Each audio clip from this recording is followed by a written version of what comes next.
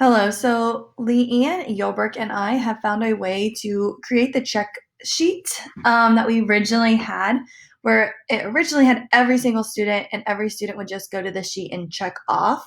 But we found a way to use import range to bring the data onto the spreadsheet, so every single student has their own spreadsheet. The first thing you want to do is just have a template that kind of looks like this, and feel free to make a copy of this. All of your student data will come here. Just know that there is a lot of setup at the beginning of doing this, but after doing it, it should work for the whole year. So you can do something like this where you post your assignments. You have ELA, math, science, social studies, but you're going to want to first create a student template. So for example, on this student template, I've got all my drop downs created. And again, you can make a copy of this and edit however you want. And then we also added a parent portal. So the kids, this is a link that they're going to need every single week. So to find their weekly lesson plans, they just click ELA and it takes them to their ELA assignments. If they need science, they just click up here and they can see all of their work for the week. So we wanted that in one spot. You want to make this link because this link is going to, or this Google Sheet is going to be for the whole year. So this link here, all the teachers have to do is go to this slide deck, edit the information each week what they plan to do, and then the kids will get the updated version because it's just a link to that slide deck. However, I would not just put like something that can be used for 1 week. You're going to want ongoing assignments in this box. You could also add your Bitmoji. I know that's getting really popular. So what you're going to do, I'm going to erase the name. And on this sheet, you can see that I already have the formula set up. And as I deleted that, it updates on my teacher sheet. So I've got my template done. You're going to then go over to Classroom. I got this test class. And you go to classwork. You're going to create an assignment. And then you would add your Google Sheet. Add it from Google Drive.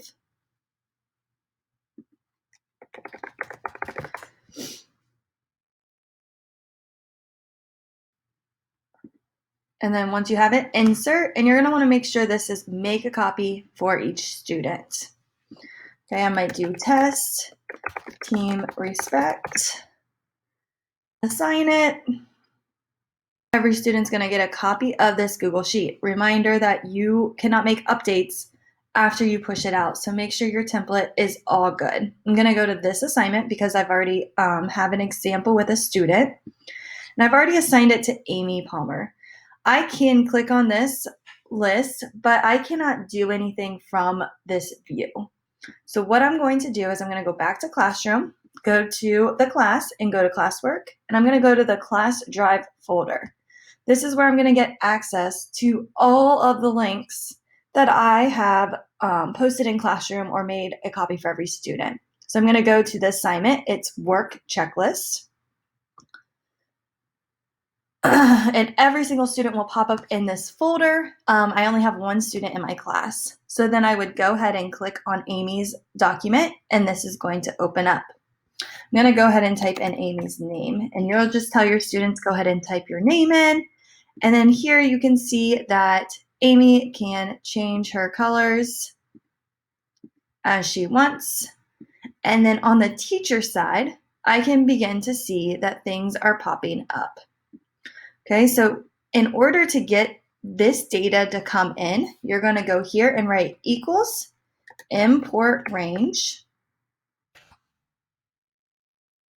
quotations. I'm going to go over to Amy's spreadsheet, take the URL and do command copy. Go back to my document and I'm going to do command paste, so command V. I'm going to do quotations and a comma, and make sure you have this order correct. So quotations, I'm going to copy and paste the link, quotations, link. You will have, this link will be different for every single spreadsheet that's in this folder. So this is why it does take a while to set up.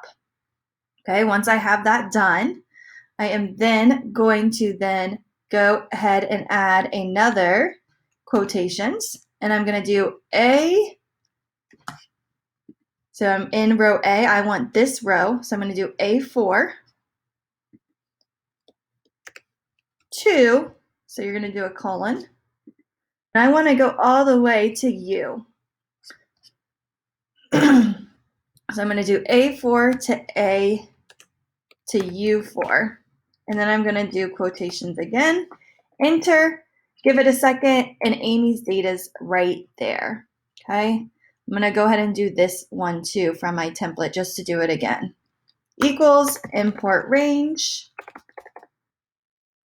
quotations, go over to the sheet, copy the URL, we're going to paste it, quotations, comma, and every single thing, quotations again, A4 to U4, and all of those ranges should be the same, the A4 to U4 quotations, because on here, we just copied our template, so we just need this row.